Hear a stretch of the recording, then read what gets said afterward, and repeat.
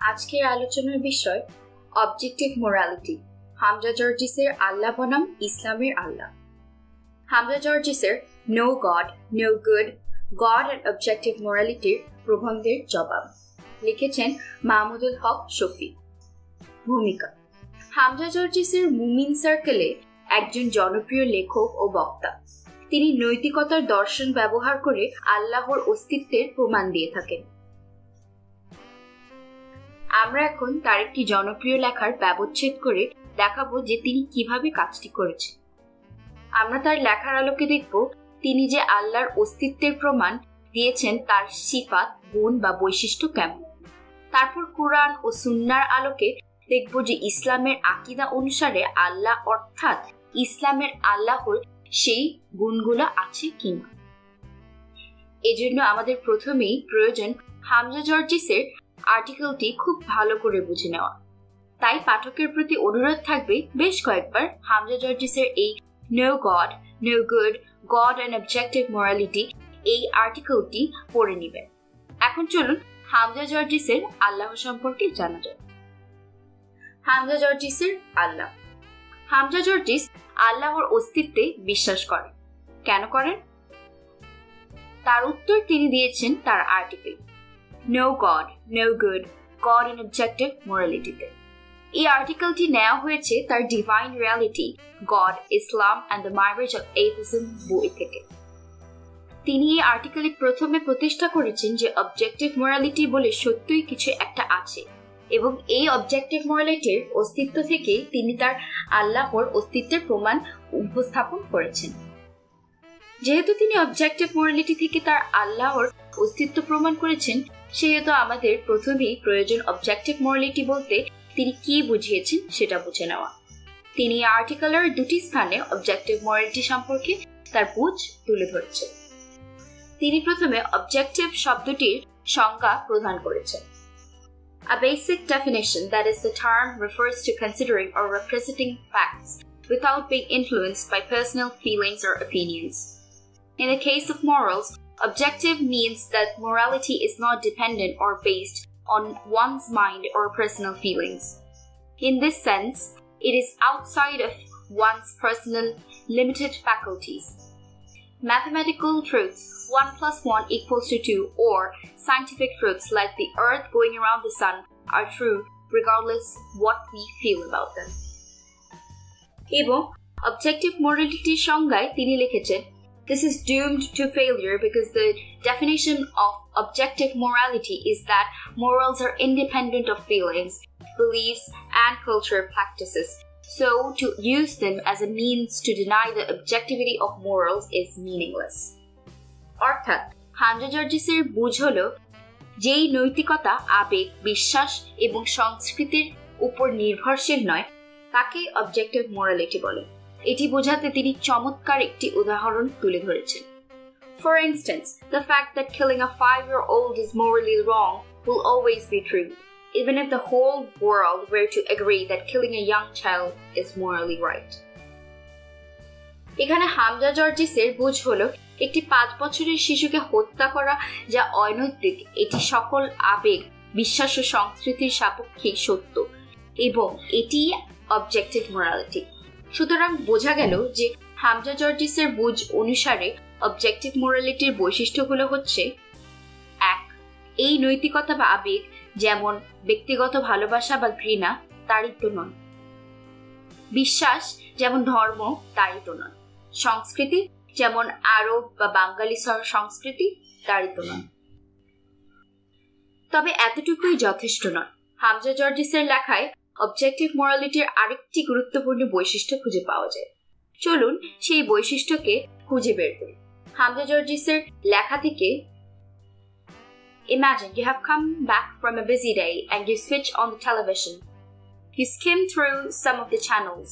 Shocked by a headline, you stop at a popular international news channel. Sure enough, the headline is truly appalling. Man beheads 5-year-old boy.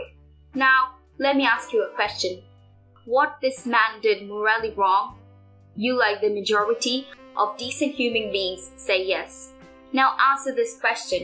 Is it objectively morally wrong? Again, like most You say yes. However, here's a final question. Why is it objective? এখানে বোঝা যাচ্ছে শিশু হত্যা যে খারাপ এটিতে অধিকাংশ dissent মানুষ একমত। শিশু হত্যা যে অবজেক্টিভলি অনৈতিক এটিতেও সেই অধিকাংশ ডিসেন্ট মানুষ একমত। সুতরাং হামজা জর্জিসের মতে অবজেক্টিভ মোরালিটি অনুসারে কোনটি ভালো ও কোনটি খারাপ সেটি অধিকাংশ ডিসেন্ট মানুষ নির্ধারণ করতে পারে। তাহলে হামজা জর্জিসের অবজেক্টিভ মোরালিটির একটি চতুর্থ বৈশিষ্ট্যও আমরা খুঁজে পেয়েছি। 4. অবজেক্টিভলি ভালো বা খারাপকে অধিকাংশ ডিসেন্ট মানুষ চিনতে পারে। অবজেক্টিভ মোরালিটির এই বৈশিষ্ট্যগুলোকে পুঁজি করেই হামজা জর্জিস তার আল্লাহর অস্তিত্বের প্রমাণ দিয়েছে। তা করতে তিনি প্রথমে প্রতিষ্ঠা করেছেন যে একটি 5 বছরের শিশুকে হত্যা অনৈতিক কারণ অবজেক্টিভ মোরালিটির অস্তিত্বশীল। এরপর তিনি প্রশ্ন করেছেন কেন এই শিশু হত্যা এটি অবজেক্টিভলি অনৈতিক, এবং এই প্রশ্নটি থেকেই তিনি তার আল্লাহর অস্তিত্বের প্রমাণ প্রদান করেছেন। তার লেখা থেকে Coming back to the tricky question I raised earlier, let us try to answer it. Why is it objective? The answer is simple. The morals that we consider to be objective are so because God exists. Before I explain this further, I want to make sure that this has nothing to do with the beliefs that someone has. I'm not saying you cannot be an atheist and display moral or good behavior, or you have to believe in God to have moral traits such as defending the innocent or feeding the poor. Or just by being a believer, you'll behave well. What I'm saying is that if God does not exist, then there are no objective moral truths. Sure, we can act as if moral truths are objective, and many atheists throughout history have demonstrated admirable moral fortitude without believing morality requires a divine basis.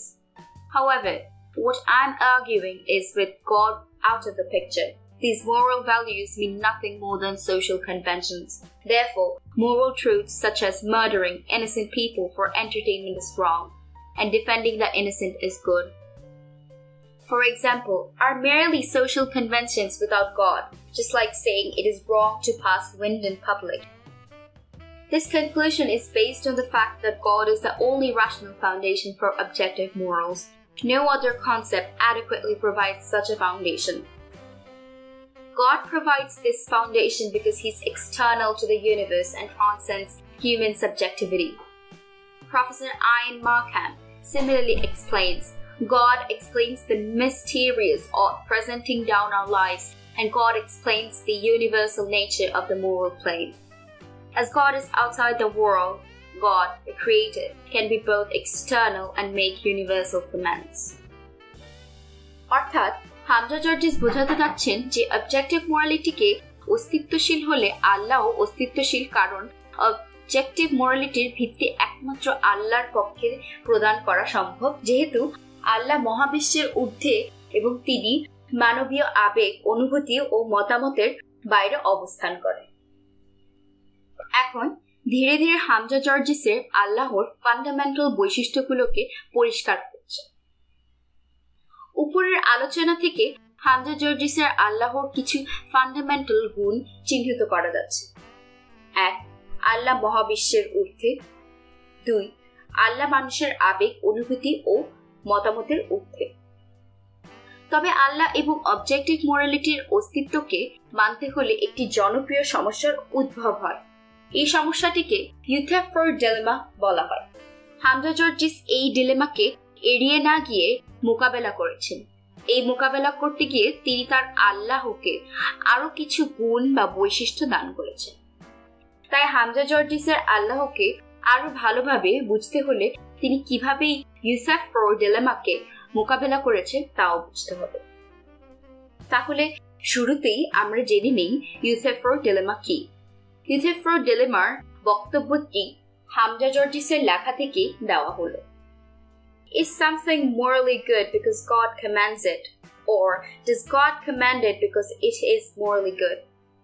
বঙ্গানুবাদ: আল্লাহ যা নির্দেশ দেন তাই ভালো, নাকি আল্লাহ কোন কাজের নির্দেশ দেন কারণ সেটি ভালো? এই ডিলেমার কারণে আল্লাহ বিশ্বাসীদের জন্য দুটি সমস্যা তৈরি হয়। প্রথম সমস্যাটির উৎপত্তি এই ইউসেফর ডিলেমার প্রথম বক্তব্যটি থেকে।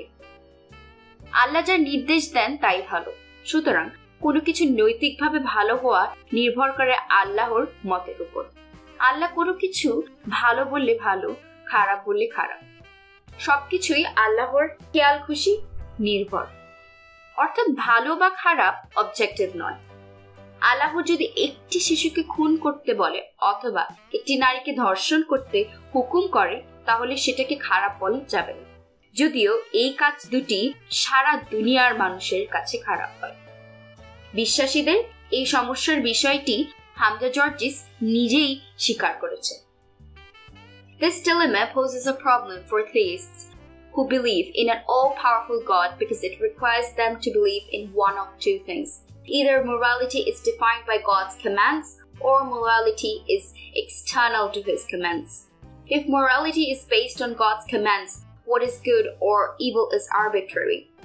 If this is the case, there is nothing we as humans should necessarily recognize as objectively evil. This would imply that there is nothing intrinsically wrong with, say, killing innocent children, just that God puts the evil label on it arbitrarily.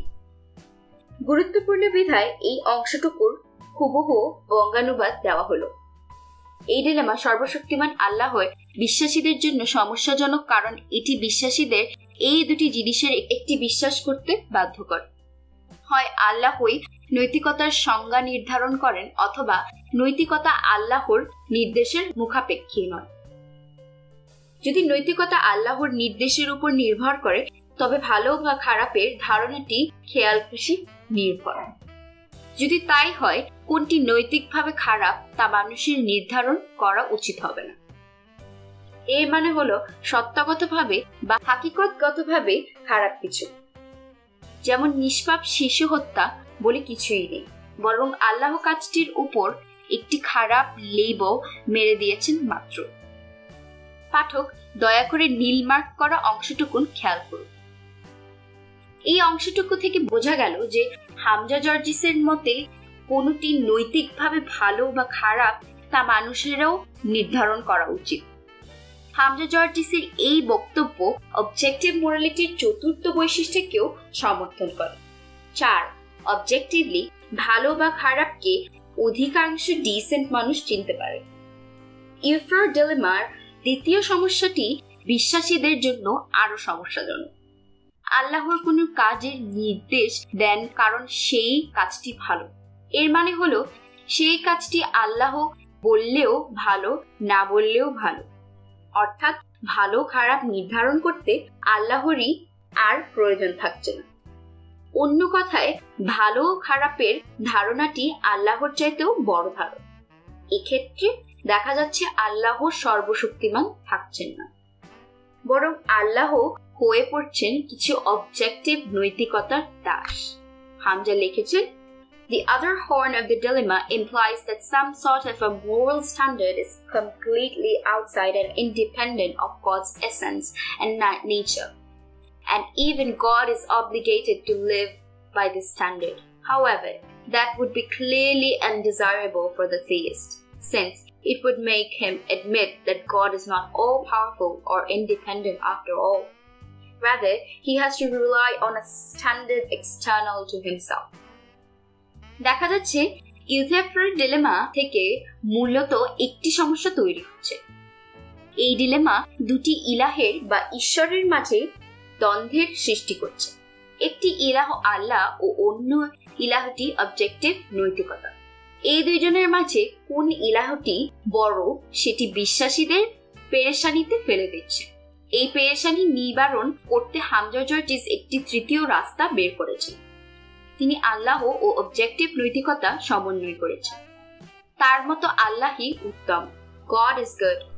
Hamza জর্জিস তার প্রস্তাবনার সমর্থনে দর্শনের professor Sabbir আক্তারের মতামত তুলে ধরেছেন। There is a third alternative, a morally stable God of the kind found in Scripture, a supreme being who would not be arbitrarily change his mind about the goodness of compassion and the evil of sexual misconduct. Such a God always commands good because his character and nature are good. বঙ্গানুবাদ। তৃতীয় বিকল্প হলো একজন নৈতিকভাবে সুস্থির আল্লাহ যেমন কিতাবে বর্ণিত আছে। এই আল্লাহ এমন এক সত্তা যিনি খেয়াল খুশি মতন মমত্ববোধের মতন উত্তম ও যৌন অসদাচরণের মতন অধম বিষয়ে মতামত পরিবর্তন করেন না। এমন এক আল্লাহ কেবল ভালো কাজের নির্দেশ দান করেন কারণ তার চরিত্র ও স্বভাব ভালো। উপরে মার্ক করা আ মোরালি স্টেবল গড বা একজন নৈতিকভাবে সুস্থির আল্লাহ কে আমাদের মনে রাখতে হবে, কারণ পরের পরিচ্ছেদে আমরা ইসলামী আল্লাহর বৈশিষ্ট্য নিয়ে আলোচনা করে দেখব ইসলামী আল্লাহ নৈতিকভাবে সুস্থির কিনা। আমরা দেখতে পাচ্ছি যে হামজা জর্জিস ইউসেফর ডিলেমাকে মোকাবেলা করতে এমন একটি আল্লাহর প্রস্তাবনা করেছেন যিনি নৈতিকভাবে ইন্ট্রিনসিকলি বা সত্তাগতভাবে ভালো। তার কাছ থেকে কেবল ভালোই আসে, অর্থাৎ আল্লাহ অবজেক্টিভ মোরালিটির দাস নন। আল্লাহর বাইরে অবজেক্টিভ মোরালিটি অবস্থান করে না। তার দেয়া নির্দেশ বা বিচার ভালো কারণ তিনি ভালো, এবং তার কাছ থেকে খারাপ কিছু আসে না বা তিনি খারাপ কোনো নির্দেশও দেন না। হামজা জর্জিসের ইউসেফর ডিলেমার মোকাবেলা বুঝতে গিয়ে আমরা হামজা জর্জিসের আল্লাহর আরো কয়েকটি গুণ বা সিফাত জানতে পারলাম। 3. আল্লাহ নৈতিকভাবে সুস্থির। 4. আল্লাহ সত্তাগতভাবে ভালো। 5. আল্লাহ সবসময় ভালোর নির্দেশ দেন। সুতরাং আমরা জানতে পারছি যে হামজা জর্জিসের আল্লাহর মোট 5টি বিশেষ সিফাত বা গুণ আছে। আলোচনার সুবিধার জন্য এই 5টি গুণ আবার তুলে ধরা হলো। হামজা জর্জিসের আল্লাহ: 1. মহাবিশ্বের ঊর্ধ্বে। 2. মানুষের আবেগ, অনুভূতি ও মতামতের ঊর্ধ্বে। 3. নৈতিকভাবে সুস্থির। 4. সত্তাগতভাবে ভালো। 5. সবসময় ভালোর নির্দেশ দেন। এখানে 4 নম্বর পয়েন্টটি অনুসারে হামজা জর্জিসের আল্লাহ যেহেতু অবজেক্টিভলি ভালো, সেহেতু অবজেক্টিভ মোরালিটির বৈশিষ্ট্যগুলো এখানে আবার তুলে ধরা হলো। Objective morality: 1. আবেগ, যেমন ব্যক্তিগত ভালোবাসা বা ঘৃণা, তারিত নয়। 2. বিশ্বাস, যেমন ধর্ম, তারিত নয়। 3. সংস্কৃতি, যেমন আরব বা বাঙালি সংস্কৃতি, তারিত নয়। 4. অবজেক্টিভলি ভালো বা খারাপকে অধিকাংশ ডিসেন্ট মানুষ চিনতে পারে। ইসলামের আল্লাহ: ইসলামের আল্লাহকে জানা যাবে 2টি উৎস থেকে, কুরআন ও সুন্নাহ বা হাদিস। কোরআন ইসলামের নবীর মুখ থেকে বের হওয়া আল্লাহর বক্তব্য এবং সুন্নাহ হলো নবী ও তার সাহাবীগণ যা বলেছেন ও করেছেন। ইসলামী সকল আইনের উৎসই হলো কুরআন এবং সুন্নাহ। কুরআনে স্পষ্টভাবে বারবার সুন্নাহ অনুসরণ করতে বলা হয়েছে। আল্লাহ কুরআনে ইরশাদ করেন, আল্লাহ ও তার রসুল কোনো নির্দেশ দিলে কোনো মুমিন পুরুষ ও মুমিন নারী উক্ত নির্দেশের ভিন্নতা করার কোনো অধিকার রাখে না। যে আল্লাহ ও তার রসুলকে অমান্য করে সে স্পষ্টতই সত্য পথ হতে দূরে সরে পড়ল। আল কোরআন সূরা 33 আয়াত 36। রসুল তোমাদেরকে যা দেয় তা গ্রহণ করো, আর তোমাদেরকে যা থেকে নিষেধ করে তা থেকে বিরত থাকো। আল্লাহকে ভয় করো, আল্লাহ কঠিন শাস্তিদাতা। আল কোরআন সূরা 59 আয়াত 7। যে রসুলের আনুগত্য করলো সে তো আল্লাহরই আনুগত্য করলো।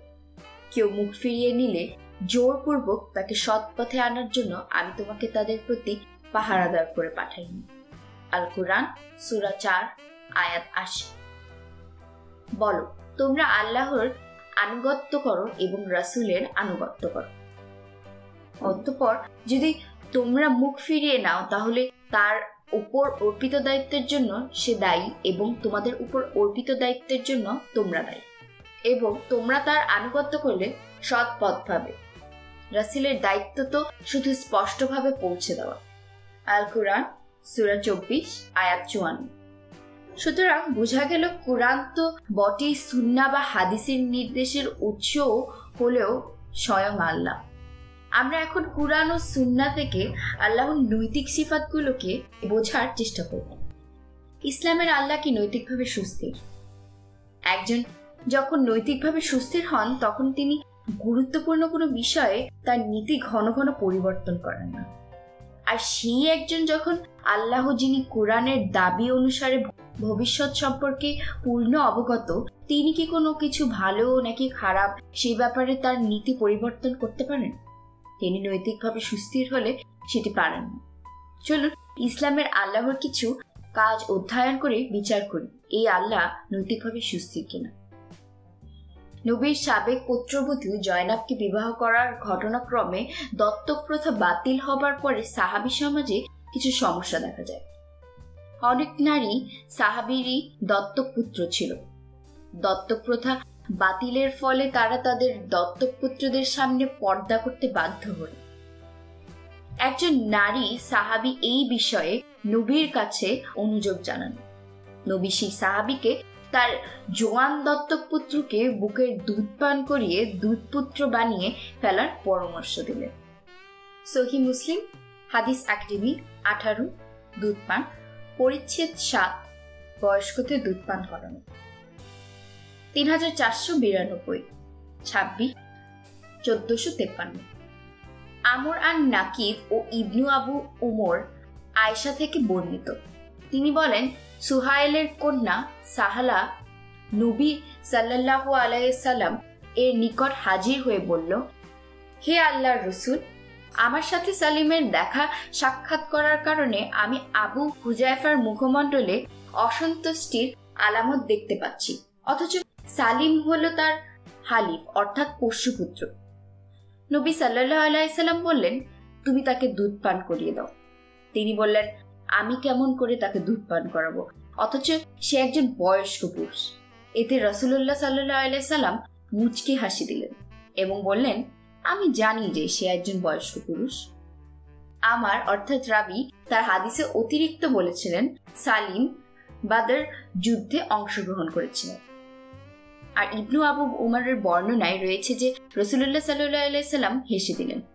Islamic foundation 3465, Islamic centre 3464। হাদিসের মান সহি। বর্ণনাকারী আয়েশা রাদিয়াল্লাহু তাআলা। আয়েশা বর্ণিত আরেকটি হাদিস থেকে জানা যায় যে এই দুধপান সম্পর্কিত কুরআনের একটি আয়াত ছিল। শুনুন, হাদিসটি পড়ে ফেলা যাক। গ্রন্থের নাম সহি মুসলিম, ইসলামিক ফাউন্ডেশন, হাদিস নাম্বার 3466, অধ্যায় 18 দুধপান, পাবলিশার ইসলামিক ফাউন্ডেশন, পরিচ্ছেদ 3466। ইয়াহিয়া ইবনু ইয়াহিয়া আয়েশা রাদিয়াল্লাহু থেকে বর্ণিত। তিনি বলেন, কোরআনে এই আয়াতটি নাজিল হয়েছিল, 10 বার দুধ পানে হারাম সাবিত হয়, তারপর তা রহিত হয়ে যায়।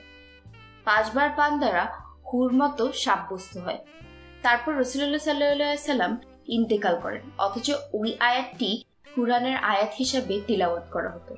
হাদিসের মান সহি, তাহকিককৃত। দুধ পান করিয়ে কারোর সাথে বিবাহ হারাম করে নেওয়া একটি গুরুত্বপূর্ণ মোরাল বিষয়। এর দ্বারা অনেক মা তাদের পালক পুত্রকে নিজেদের জন্য মাহরাম করে নিতে পারে। অথচ দেখা যাচ্ছে ইসলামের আল্লাহ প্রথমে কুরআনে 10 বার দুধ পান দ্বারা মাহরাম সাবিত করেছেন, অতঃপর সেই অবস্থান থেকে সরে গিয়ে 5 বার দুধ পানের নির্দেশ দিচ্ছেন। অবশেষে পুরোপুরি উল্টো দিকে যাত্রা করে এই নিয়মটি নিষিদ্ধ করে দিলেন। কেবল সেখানেই ক্ষান্ত হচ্ছেন না, কুরআন থেকে এই সম্পর্কিত সব আয়াতগুলি তুলে নিলেন। এভাবে ধুমধাম নৈতিক অবস্থান পরিবর্তন একজন মোরালি সুস্থির সত্তার দ্বারা সম্ভব না। ইসলামের আল্লাহ যেন একজন অস্থির চিত্রের আইন প্রণেতা, যিনি তার সিদ্ধান্তের ফলাফল সম্পর্কে কিছুই জানেন না। তিনি একটি সিদ্ধান্ত নেন, সেই সিদ্ধান্ত ব্যাকফায়ার করলে হুটহাট সিদ্ধান্তটি বদলে ফেলেন। এখানে বিশ্বাসী মুমিন একটি যুক্তি দাঁড় করাতে পারে যে আল্লাহ কি ধীরে ধীরে নৈতিক অবস্থান পরিবর্তন করে তার বান্দাদের টলারেন্স লেভেল পরীক্ষা করে চূড়ান্ত নতুন নৈতিকতার দিকে নিয়ে যাচ্ছেন, অথচ সেটার তো প্রয়োজন নেই। ইসলামের আল্লাহ তো ভবিষ্যৎও জানেন এবং তার বান্দাদের টলারেন্স লেভেলও জানেন। সেই অনুসারে তিনি অস্থির চিত্রের মানুষের মতন হুটহাট আইন না বদলে চূড়ান্তভাবেই আইন দিয়ে দিতে পারতেন। নিজের সুস্থিরতা বিসর্জন দিয়ে হুটহাট আইন পরিবর্তন করতে পারতেন না। আবার অনেক বিশ্বাসী মুমিন বলতে পারেন যে তিনি ধীরে ধীরে অবস্থান পরিবর্তন করছেন সাহাবীদের সুবিধার জন্য। সেক্ষেত্রে তিনি মোরালি অবজেক্টিভ ডিসিশন দিচ্ছেন না, কারণ সাহাবীদের যুগ শেষে নতুন মুসলিম তাদের দত্তক সন্তান ছিল, তারা দুধ পান করিয়ে মাহরামে করার এই সুবিধা আর পাচ্ছেন না। ফলে দেখা যাচ্ছে সাহাবীদের জন্য তার এই সুবিধা একটি বিশেষ সুবিধা হয়ে যাচ্ছে।